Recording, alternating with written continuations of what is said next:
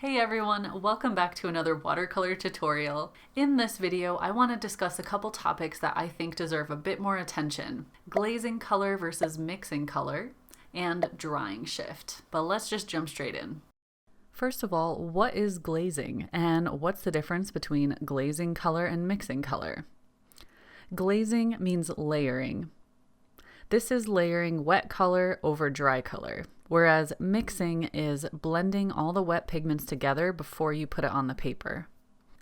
Glazing is a useful technique when building detail and is much less time sensitive than working wet into wet, so it's especially great for beginners. In addition, it can result in some really interesting visual effects that I'll show you in a moment. And layering color this way is essentially color mixing, just in a very unique way. So you might think, that's so easy. If I layer blue over red, I get purple. Well, yes, sometimes, but depending on the exact hue of your red or your blue, you might actually be shocked when your result is more of a gray or a brown. So why would that happen? Well, if you layer a warm red over a greenish blue, guess what? You just layered complementary colors. So that is a direct path towards neutralizing your color, and this is why it might look more gray or brown instead of that beautiful purple that you were hoping for. So getting to know your paint is absolutely crucial in achieving a successful glaze. So in a moment, we're going to make a glazing chart together, but first I feel compelled to talk about drying shift because it plays such an important role in glazing. Some mediums, especially watercolor, experience what is known as a drying shift. This just means that when the paint shifts from wet to dry, it loses saturation and lightens in value. Some pigments have a more drastic drying shift than others, so it's worth doing swatch sheets to see how the colors on your palette will look when they dry. So is the difference between mixed color and glazed color truly noticeable? Yes, absolutely. Let's do a quick comparison. I made a free printable chart for you guys that you can print onto your watercolor paper and try this for yourself.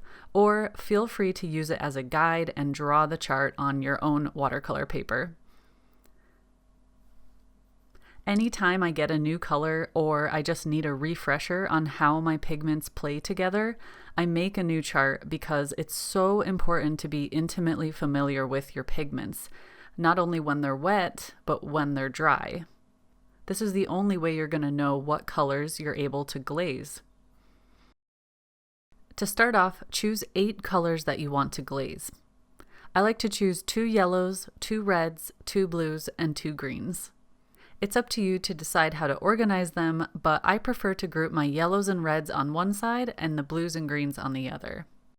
When selecting colors, pay attention to their transparency rating. This is usually printed on the tube itself, or you can find out on the manufacturer's website. Some pigments are more opaque, and generally they aren't very good for glazing unless they go down onto the paper first. One of my colors, Indian Red, is very opaque, and I always make sure to lay it down first. Otherwise, I like to put the color with the lightest inherent value down first, and usually that's my yellows and reds. The reason for that is because in an actual painting, I'm always working from light to dark. Try to use the same amount of paint to water ratio for each square so that you get a fair comparison. There's no perfect science to it, and I usually just end up eyeballing it until each box looks about the same. Fill in each column with the appropriate color, and then we're going to let it dry completely.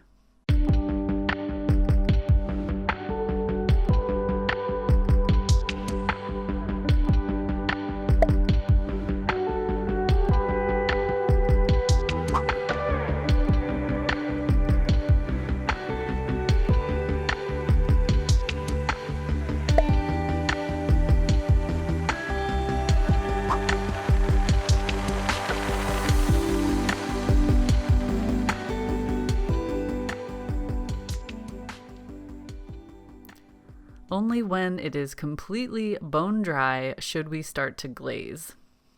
And I have a couple of tips here. Avoid over-brushing with the glaze. The more times you run that brush over the first color, the more likely you could disturb it and end up physically mixing them together. which is going to defeat the whole purpose. Even though that first layer is dry, not all pigments are 100% permanent, and they could potentially lift off the paper. So use confident, smooth brush strokes, and I like to use brushes with very soft bristles as this has less of a chance of disturbing the first layer. And of course, make sure your paint is diluted with enough water so that you can see both colors. We don't want to be working with really, really dark, heavy paint here. It's definitely tricky to get that water ratio right, and it takes practice. And remember that whole drying shift thing? Your paint will dry lighter, so that's just another level of complexity we have to deal with. Just do your best, and don't feel bad if you have to make more than one chart with different amounts of water. I made my chart a bit lighter to emphasize the fact that you really only need a tiny amount of color in each layer to achieve a good mix. Each layer is going to darken your value just a little bit. You can see here I struggled on some of my squares to avoid streaks, so I'll probably end up doing my chart again, but let's be honest, I'm a bit obsessed with charts. It was going to happen anyway. Now let's go ahead and finish this glazing chart, and then I'm going to do the same exact chart with color mixing and compare the two.